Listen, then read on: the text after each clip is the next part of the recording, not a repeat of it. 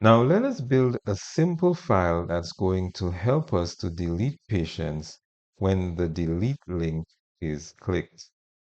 So what I'm going to do is in my admin folder, I'm actually going to create a new file called delete underscore patient.php. Now in this file, we're going to include our very same files. We need these. And why do we need these? Because our user should only be accessing these pages or these files if they're logged in. So I'm going to copy and I'm going to paste it at the top of my page. Now remember that the delete patient.php is actually getting the ID of the record that needs to be deleted passed in its URL.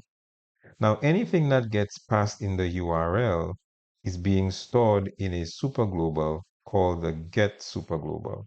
Whereas when we put information into a form and we use the post method, that information gets passed into the post superglobal. Any information that gets passed to the URL gets passed into the get superglobal. So the get superglobal is currently storing the ID of the patient that needs to be deleted. So we need to check if the ID is present in the URL first, and we do this by saying if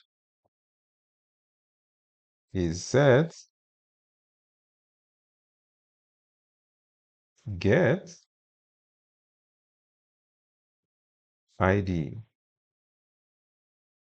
So if the URL is passed in, if the ID is passed in the URL, then we're going to sanitize the value for security. Yes, we do have to do that in this case. So we're going to say ID is equal to MySQLi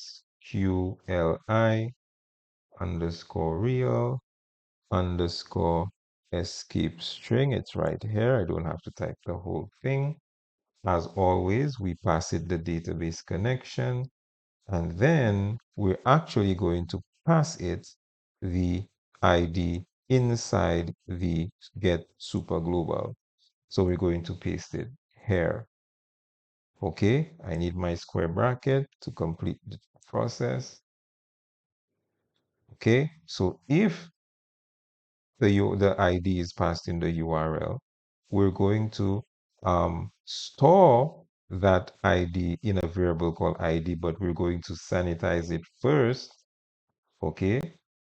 And then we will need to push this as a query to our database. So I'm going to go next and create a variable called SQL in a process that we've done many, many times. And we just did it a while ago, actually, which is equal to our SQL query. And we're going to delete from patients, okay, where ID is equal to $ID. So that's our query. So when we run this query, it's going to delete from the patients table any record where the ID is equal to the ID that was passed in the URL. Now we've only created the query, we haven't sent it to the database. So now we need to send it to the database. So my SQLi underscore query, we're going to pass it the database connection. We're going to pass it the query itself. And we should not forget our semicolon. So this is going to remove the patient record with the query, with the record, with the ID from the database. And after deleting it now, one of the things we need to do is we need to send the user somewhere. The user has just deleted. So after that's done, we need to ensure that the user is actually sent back to or actually resides on the patients.php page. Now, since that page is in the same folder as where we currently are working, it's going to be not a very difficult link to create. We just say location colon patient.php. And then I love to exit my code. And there you have it. We've created our delete patient.php. So let's see if our system works. We've created all of this.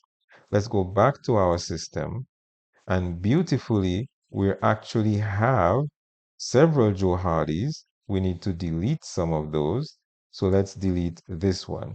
Now, when we click on the delete button, it takes us to patient.php. Okay? And that in itself is not an error. It actually is supposed to take us to patient.php. Okay? But but this is not the way it's supposed to work. So let us see why this is taking place. And to do that, we need to go back to our code and take a look around. Now, upon inspection, we know that our page that we're supposed to be directed to is the patients.php, but in my header location, I have patient.php. So let me fix this and let's go see if we have any relevant changes. I'm going to go back here. I'm going to refresh, and we notice that we're one Joe Hardy short. So it actually worked, but the redirect was wrong. So let's see if we can delete another Joe Hardy. Okay, so I've deleted another one. And let's go here and see if I can delete this one. And I've also deleted it. Now it's deleting from my page. It's deleting from my page here. But let's see if it's also deleting from our database. So I'm going to refresh my database. And now we see that we have the same thing. Let's delete Clendon Bissett. And let's go back to my database and refresh. And Clendon Bissett has disappeared. So our system works just as it should. Well done if you've gotten to this point. Well done. So in our next video, what we're going to do is we're going to add on additional functionality, and we're going to build out the services module.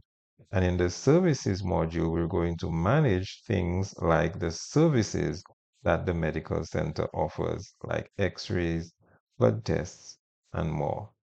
See you then.